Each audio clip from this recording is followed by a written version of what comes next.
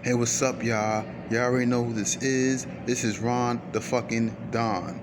And today, I'm going to talk about that Super Bowl halftime show from last night, right? Y'all already know what happened. Snoop Dogg and Dr. Dre started the show off right. You know, by playing that California Love and all that. No. They played the next episode first, and then they played California Love. You know that you already know both of those are classics. You know, Dr. Dre and Snoop Dogg, since the early '90s, they've been putting out nothing but classic shit, back to back to back. You know, their first album, I consider the first album, even though like it's Dr. Dre's album on paper, I consider that both of their albums by a duo, Dr. Dre and Snoop Dogg. The Chronicles, both their albums, you know.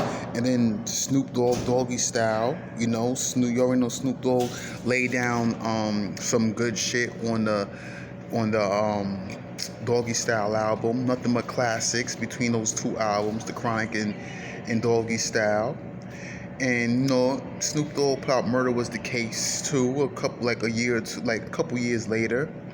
Not much years later, but a couple years later, put out Murder Was the Case, when he was on trial for that murder case he caught somewhere, not sure where, but during that murder case he was on trial for. That was real creative. Really put out an album that reflected that case you won. Real creative. Snoop Dogg was always a creative individual, you know, so he's one of the most creative hip-hop artists of all time. And Dr. Dre is one of the most creative producers of all time. So it works hand in hand. So that's usually how it is. Then back on to the halftime show, then you know 50 came out with that, you know, Go Shorty, It's Your Birthday.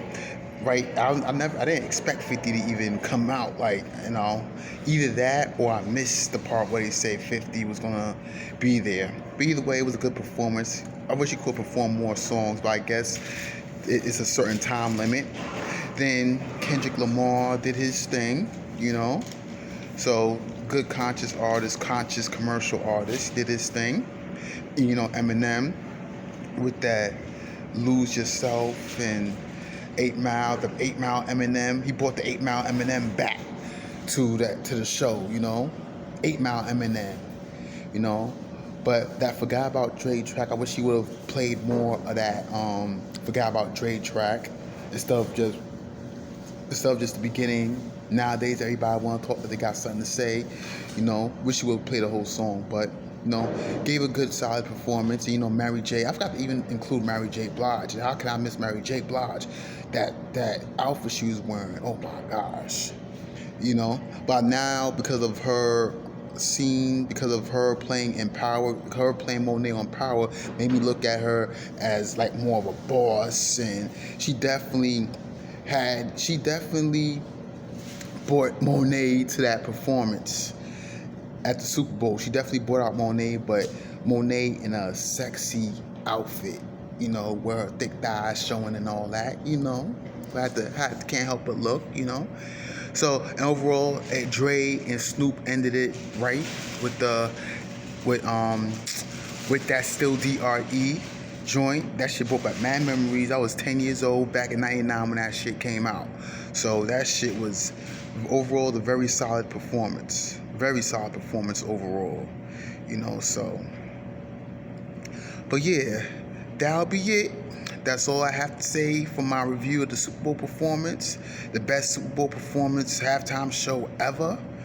You know, from what I remember.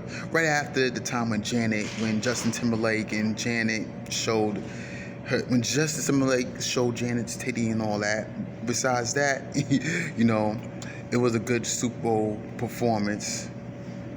You know, so those are the two top Super Bowl performances. How can anybody forget that when Janet showed titty? But anyway, that'll be all I have for y'all for today. And I'll catch y'all in my next video. Peace. And don't forget, hit like and subscribe to my YouTube channel. Ron is the Don. Alright? Catch y'all in my next video. Peace.